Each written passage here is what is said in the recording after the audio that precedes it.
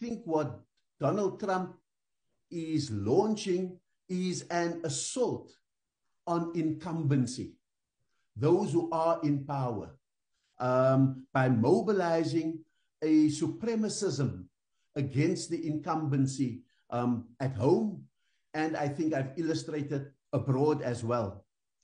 So in terms of that, the supremacist assault on incumbency, we see it in the domestic politics of the USA, the MAGA movement, the Make America Great Again movement, as a response, not simply to a supremacist instinct, but to very clear data that shows great demographic shifts in the USA, in which the voting electorate in the USA is projected to become 48% white, and that the possibility of a majority of minorities is looming on the horizon.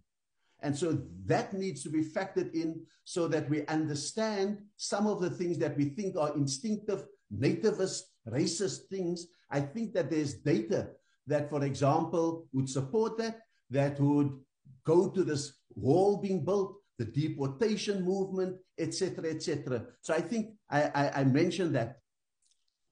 I think that there is also an export of the revolution. It's no accident that that Elon Musk has involved himself in UK politics and elevated a Nigel Farage and the reform movement in much the same way that it was instructive that on his way to the Munich Security Summit, Vice President Vance addressed the Alternative für Deutschland to strengthen them in their election campaign.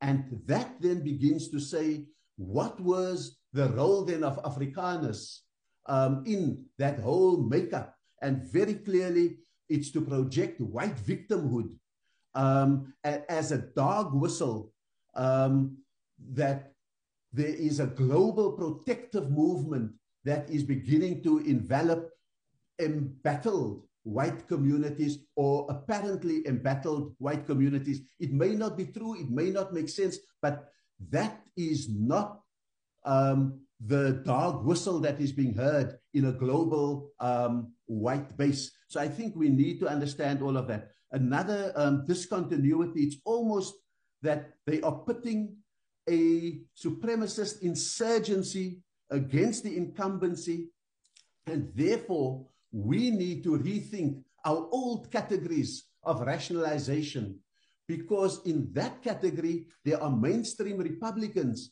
like Mitt Romney and so forth that are seen as part of the incumbency that are also embattled. And so it's an intra-party insurgency as well as a global insurgency.